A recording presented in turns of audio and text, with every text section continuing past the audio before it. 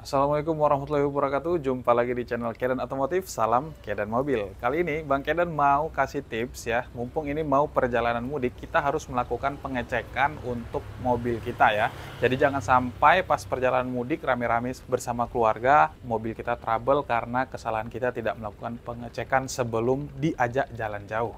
Oke, tanpa berlama-lama lagi, langsung saja. Yang pertama kali yang harus kalian cek, yang pertama yang paling penting adalah sektor mesin.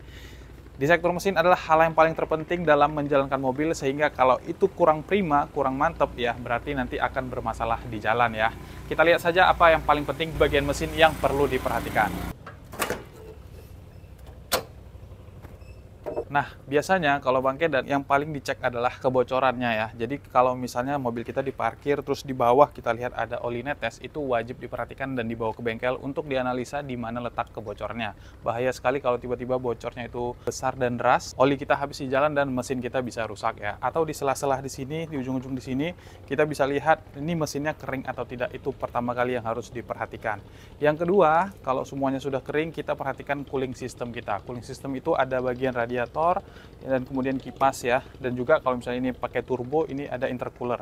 Kita harus perhatikan dan pastikan itu semuanya berjalan normal ya. Kita boleh tes-tes dulu pemakaian 1 jam di jalan macet.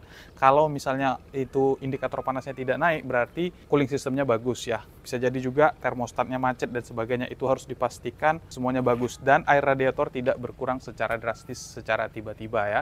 Jadi perhatikan juga air radiatornya, kadang-kadang kurang dikit-dikit diisi aja lagi gitu ya. Perhatikan juga sistem yang lain seperti alternator ya. Kemudian alternator ini sangat penting, kalau dia nggak bisa berfungsi maka kelistrikan mobil akan bermasalah juga. Kemudian juga power steering tidak berat karena itu sangat menyusahkan kita di jalan ya. Kalau power steering rusak itu bisa berat sekali setirnya, dan apalagi jalan berkelok-kelok itu sangat berbahaya sekali.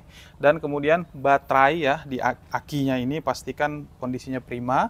Kalau dia soak segera ganti ya, karena ini sangat menyusahkan sekali kalau kita misalnya mati mesinnya kemudian nggak bisa starter lagi, itu akan sangat menyusahkan kita. Ya kurang lebih di sektor mesin seperti itu. Pastikan semuanya suara mesinnya itu normal, nggak kasar ya, halus ya. Kalau misalnya kasar berarti ada indikasi di dalam mesin itu bermasalah. Segera cek ke bengkel sebelum kalian bawa perjalanan mudik. Setelah sektor mesin-mesin kita perhatikan ya, kemudian sektor terpenting lainnya sektor kaki-kaki ya. Di bagian kaki-kaki ini ada mempengaruhi kenyamanan kita berkendara, terutama bagian shocknya ya. Itu pastikan shocknya itu masih bagus, tidak ada kebocoran dan masih lembut gitu ya. Dan selain itu kita juga bisa periksa ball joint, kemudian juga T-rodnya dan berbagai macam sektor kaki-kaki di bagian depan dan di bagian belakang. Yang paling sering bermasalah biasanya kaki-kaki bagian depan ya. Caranya gampang sebenarnya, kita tinggal dongkrak saja sampai bannya itu tergantung. Kalian tinggal goyang-goyang ke kanan ke kiri seperti ini. Pada saat bannya tergantung, kalau ada bunyi-bunyi tuk-tuk-tuk-tuk gitu, bisa dipastikan itu ada kaki-kaki yang bermasalah seperti ball joint, T-rod, long T-rod dan sebagainya. Itu wajib kalian periksa dan diganti ya. Kalau kaki-kaki itu wajibnya itu diganti, karena kalau di repair biasanya nggak tahan lama. Kemudian pastikan juga bannya itu harus tebal ya, jangan tipis. Seperti ini masih tebal ya. Kalau tipis itu sangat berbahaya sekali, di dalam kondisi hujan bisa tergelincir ya. Dan juga pastikan pengeremannya normal ya. Jadi kalau tapak remnya itu sudah tipis, segera diganti, karena sistem pengereman sangat penting juga dalam berkendara. Selanjutnya kita ke bagian interior. Interior adalah satu sektor yang sangat penting untuk dipersiapkan pada saat kita mudik ya. Hal-hal penting yang harus diperhatikan di bagian interior adalah yang pertama itu adalah AC ya teman-teman ya. Pastikan AC-nya berjalan normal, dingin ya. Jangan dingin sebentar aja terus panas ya. Pastikan itu AC-nya dingin, karena kalau kita mudik kita nggak tahu kondisinya lagi macet, panas. Kalau misalnya AC-nya nggak hidup maka akan membuat kita tidak nyaman. Jadi pastikan AC kita itu berjalan normal. Kalau tidak normal segera periksakan ke bengkel AC, itu percayaan kalian. Setelah AC biasanya ya yang terpenting adalah bagian entertainment-nya atau bagian audio ya. Dan biasanya kalau perjalanan mudik itu kan panjang gitu kan. Kalau misalnya bagian audio kita tidak berfungsi, musiknya nggak jalan, itu akan sangat membosankan.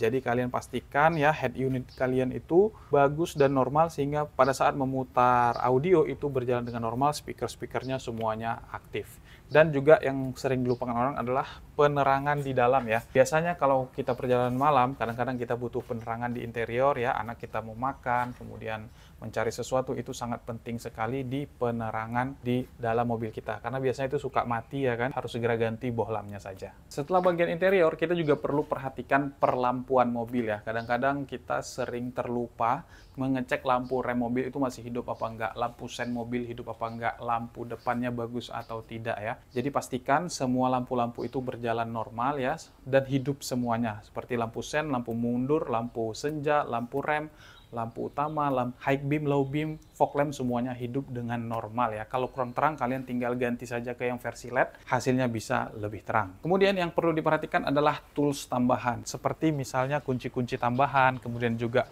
dongkrak, kunci pembuka ban, kemudian juga penurun ban cadangan, karena pernah Bang Kedan kejadian ya, bannya bocor, kemudian Bang Kedan tidak menyiapkan kunci untuk menurunkan ban cadangan, akhirnya repot sendiri ya kan. Jadi harus perhatikan, kalau bisa kita simulasikan ketika kita mengganti ban dengan ban cadangan yang ada di belakang, karena nggak semua mobil ya menurunkan ban cadangan itu gampang. Jadi harus disimulasikan dan harus diwajibkan kita semua sebagai driver utamanya bisa melakukan hal itu. Yang terakhir adalah aksesoris tambahan. Sebenarnya di aksesoris tambahan mobil ini banyak sekali ya teman-teman, tapi beberapa yang penting menurut Bang Kedan adalah yang pertama itu adalah dashcam. Ini sangat penting ya, kalau bisa depan dan belakang, tapi kalau Bang Kedan biasanya pakai yang depan aja, minimal ya harus ada dashcam, karena kita nggak tahu apa yang terjadi di jalan.